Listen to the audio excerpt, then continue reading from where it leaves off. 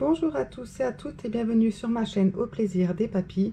J'ai le plaisir de vous retrouver aujourd'hui pour une tarte aux fruits des bois. Cette tarte est 100% maison et elle est tellement succulente, facile de réalisation et rapide. Ça en fait donc un dessert parfait. Ne perdons pas de temps, passons tout de suite à la réalisation. Pour débuter cette recette, nous allons réaliser notre pâte à tarte. Donc vous aurez besoin de 230 g de farine, 100 g de beurre mou, un œuf, 80-80 g de sucre en poudre, une pincée de sel et 30 g de poudre d'amande. Nous allons commencer par mélanger tous les ingrédients excepté l'œuf.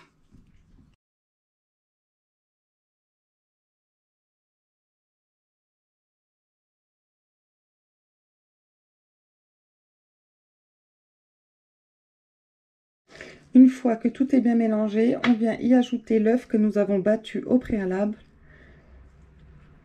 Et nous mélangeons jusqu'à obtenir une pâte homogène et qui se tient bien.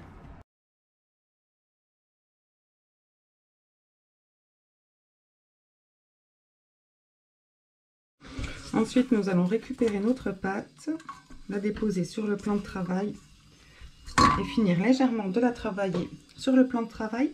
Ensuite, nous la plaçons dans un papier film et au frigo pour 30 minutes.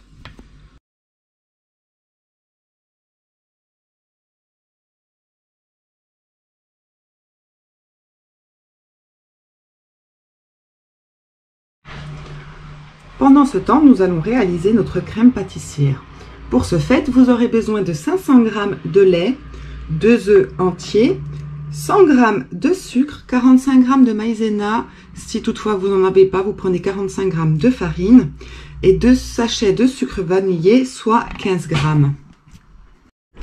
Donc nous mettons l'intégralité de notre lait sur le feu et pendant que ce dernier va chauffer, nous allons blanchir le sucre avec nos 2 œufs.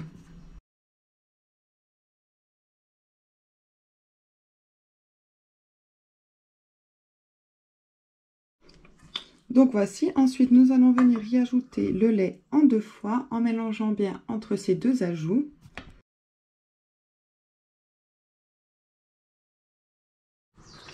Ensuite nous replaçons tout dans la casserole sur le feu et nous allons désormais mélanger sans arrêt jusqu'à ce que la crème est bien épaissie. Il ne faut surtout pas s'arrêter de mélanger, sinon ça risque de brûler au fond.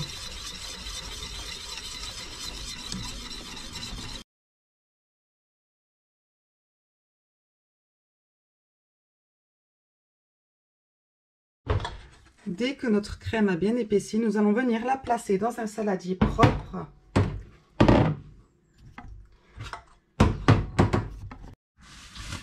Et enfin, nous allons venir la filmer au contact pour ne pas qu'elle nous fasse une croûte. Et nous la laissons refroidir à température ambiante, puis vous pourrez la placer au frigo.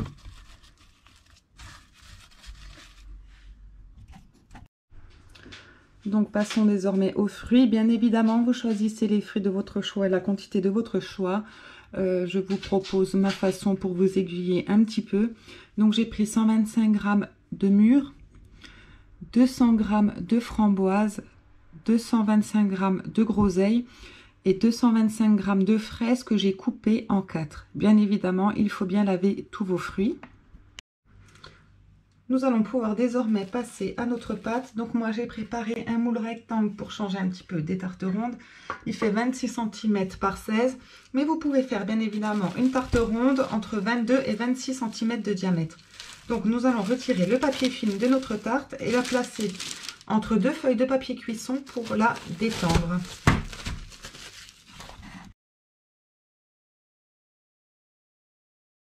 Ensuite, nous venons tout simplement la placer dans notre moule et nous allons venir couper le surplus.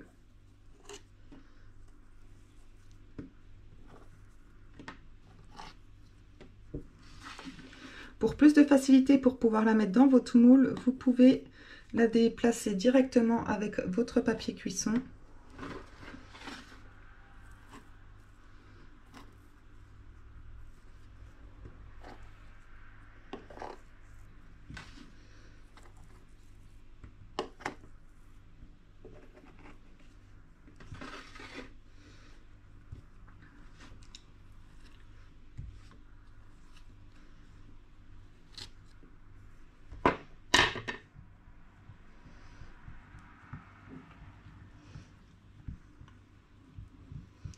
Voici, ensuite j'enlève légèrement les traces de couteau. Hop.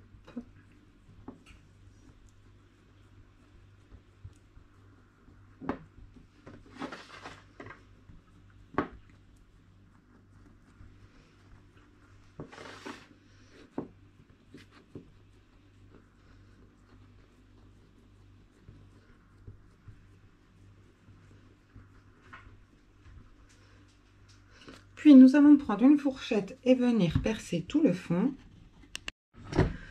Et voici, une fois que vous avez bien fait des trous dans tout le fond de votre tarte, nous allons venir y placer quelque chose de sec, donc soit du riz, soit des pois chiches, soit des haricots secs, pour éviter que votre pâte ne gonfle trop pendant la cuisson.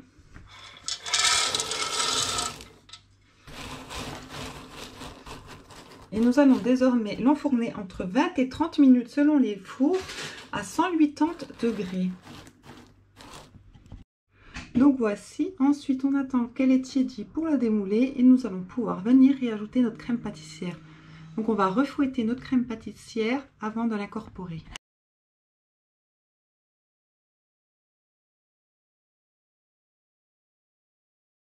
Et enfin, nous allons venir disposer nos fruits sur notre tarte. Donc vous le faites de la façon que vous voulez, soit en vrac, soit en suivant une lignée. Tout dépend de ce que vous désirez.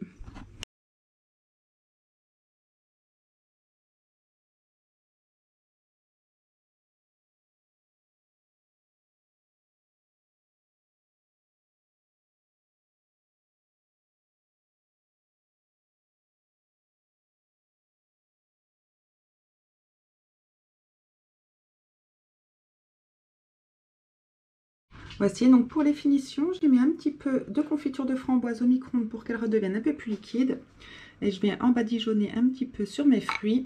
Cette étape est facultative, c'est juste pour ajouter un petit peu de goût et de sucre. J'espère que cette vidéo vous a plu. Si c'est le cas, n'hésitez pas à la partager, à la liker et à laisser un petit commentaire. C'est peut-être rien pour vous, mais ça me donne de la force. Et surtout, n'oubliez pas de vous abonner si ce n'est pas encore fait.